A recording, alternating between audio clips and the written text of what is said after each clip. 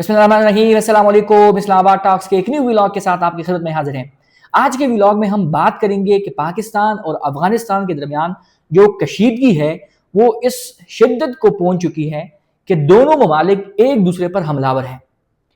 پاکستان پر افغانستان نے حملہ کیا وہ اتنا شدید تھا اور ویل پلان تھا کہ DGISPR نے اپنے پریس کانفرنس میں جب وہ قوم کو بریف کر رہے تھے کہ جنگ میں ہوا کیا ہے، کتنا نقصان کر دیا ہے پاک آرمی نے دشمن کا، یعنی جو خارجی ہیں، TTP کے لوگ ہیں، ان کے ٹھکانے ہیں، کتنا نقصان پہنچایا ہے۔ انہوں نے بھی اس بات کا ایک یوں سمجھ لے کہ انہوں نے ایکسیپٹ کر لیا کہ یہ پاکستان پر انہوں نے بہت ہی مہلک حملہ کیا تھا، اور پھر پاکستان نے کس طرح اس کا جواب دیا اور پھر ہمارے فورسز نے ایئر سٹرائکس کیے، اس کی ساری تفصیلات DGISPR نے بھی بتائی ہے، میں نے بھی کلیکٹ کی ہے، وہ بھی میں آپ کے ساتھ شیئر کروں گا۔ اس سب سیناریو میں پاکستان کا بھی نقصان ہوا ہے۔ جہاں پاکستان کا مالی نقصان ہوا ہے وہاں پاکستان کا اخلاقی نقصان بھی ہوا ہے۔ وہ اخلاقی نقصان کیا ہے؟ کیا پاکستان اپنی غلطیوں سے نہیں سیکھ رہا؟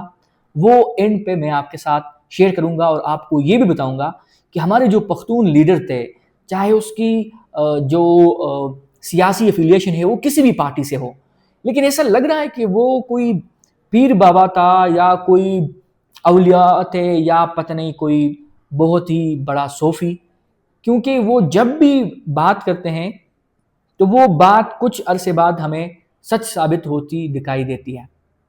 اور کیوں پاکستان کی ریاست کیوں نہیں سیکھتا؟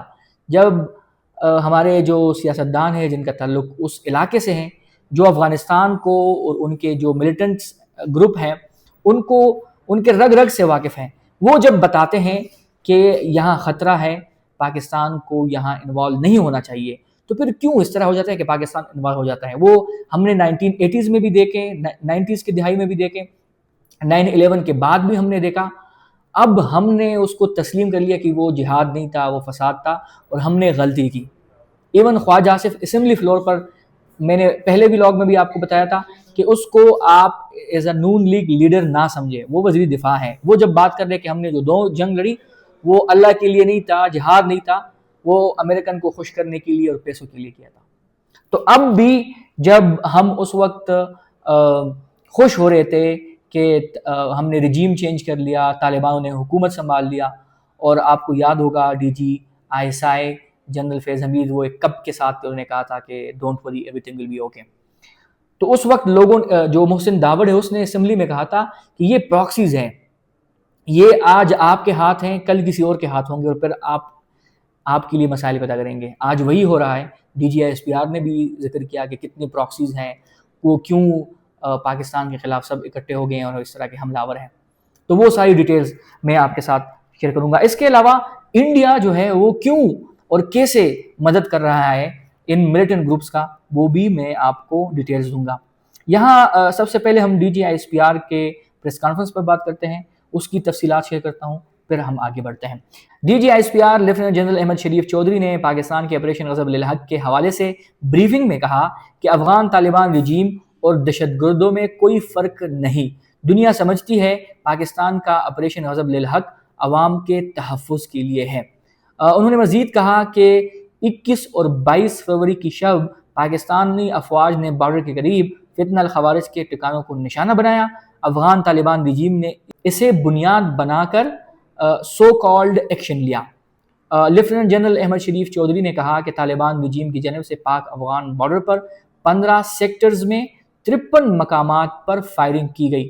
تمام 53 مقامات پر حملوں کو پسپا کیا گیا۔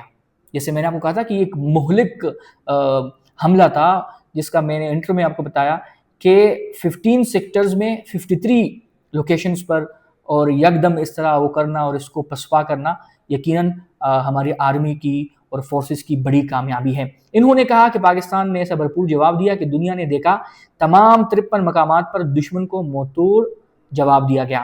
DGISPR نے مزید کہا کہ آپریشن غضب للحق میں 274 طالبان رجیم کے اہلکار اور خوارج ہلاک، جبکہ 400 سے زائد زخمی ہوئے۔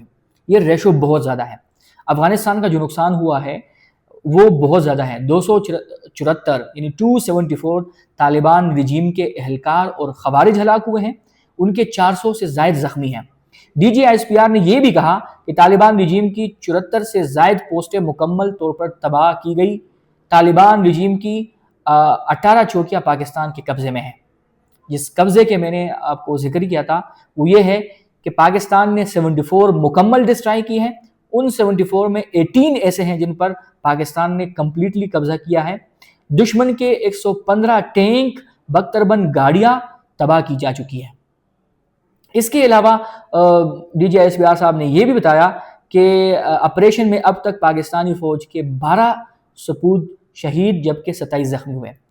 تو الحمدللہ پاکستان کی اتنی زیادہ اس میں جانی نقصان نہیں ہوا ہے، لیکن انہوں نے جو خوارج کے لوگ تھے ان کو زیادہ کو ہلاک بھی کیا اور زخمی بھی زیادہ ہیں. اس کے علاوہ انہوں نے کہا کہ ابٹاباد اور نوشہرہ میں ڈرون حملوں کو ناکام بنا دیا گیا.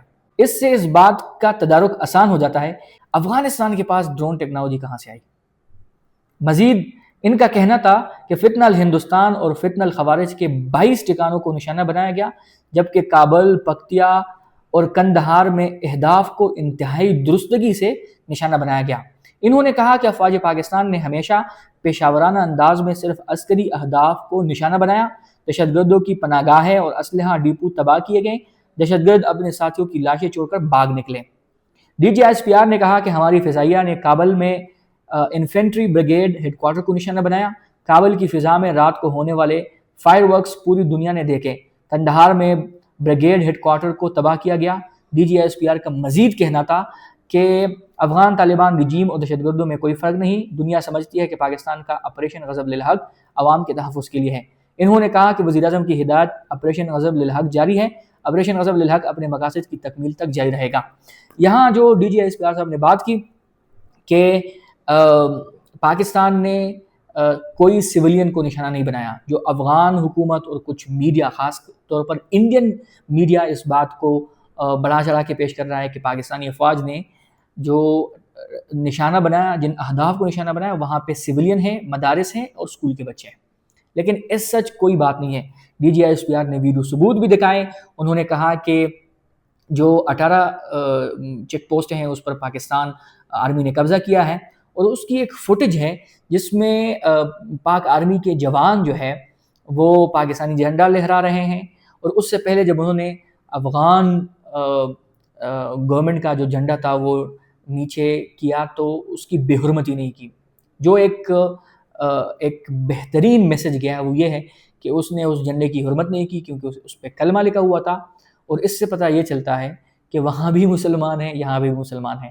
لیکن جو لوگ دہشت گردی میں ملوث ہیں، معصوم لوگوں کے جانوں اور دھماکوں اور خودکش بمباروں میں ملوث ہیں، ان کا مذہب سے کوئی تعلق نہیں. وہ صرف مذہب کے بیوپاری ہیں، مذہب کو استعمال کرتے ہیں، اس کے علاوہ اور کچھ نہیں. اس کے علاوہ جو بہت اہم پوائنٹ ہے وہ بھی میں آپ کو بتاؤں گا کہ پاکستان کا جو اخلاقی اور سب سے زیادہ نقصان ہوا ہے وہ کیا ہے.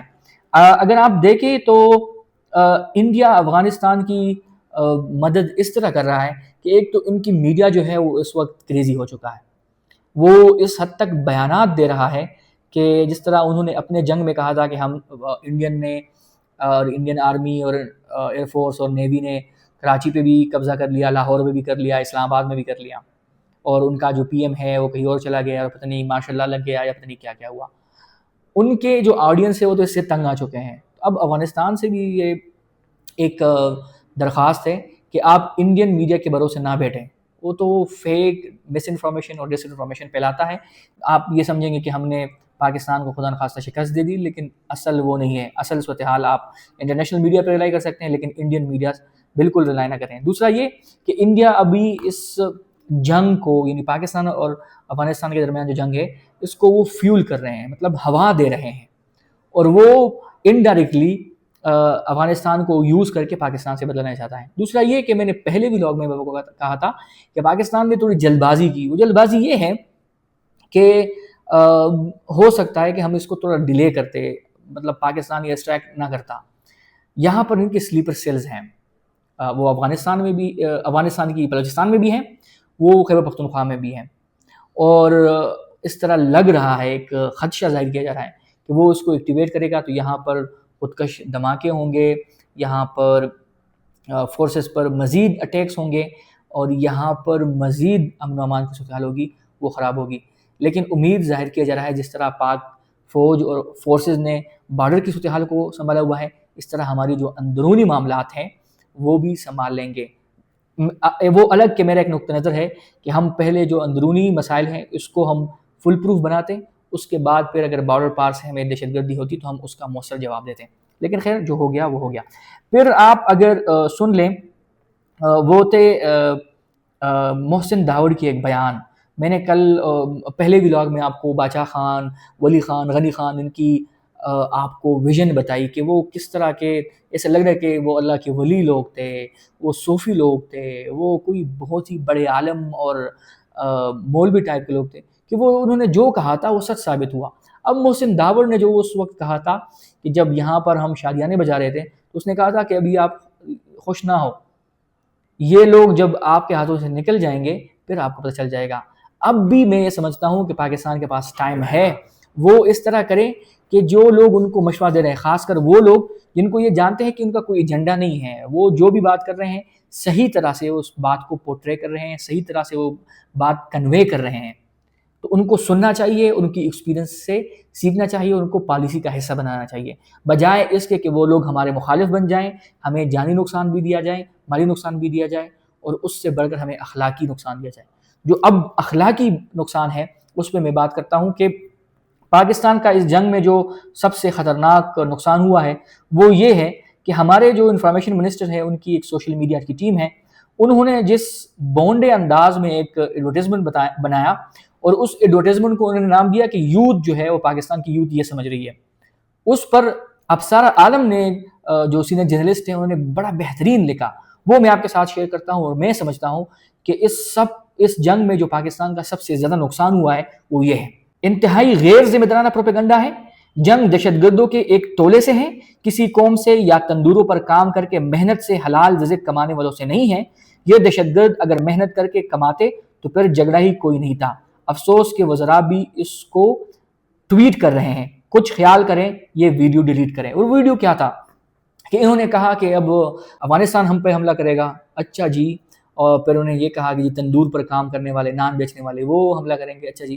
تو یہ پورا میں دہرانا بھی نہیں چاہتا، لیکن اس پورے جنگ میں اگر پاکستان کو کچھ نقصان ہوا ہے وہ اخلاقی طور پر ہے، اور وہ یہ ویڈیو ہے۔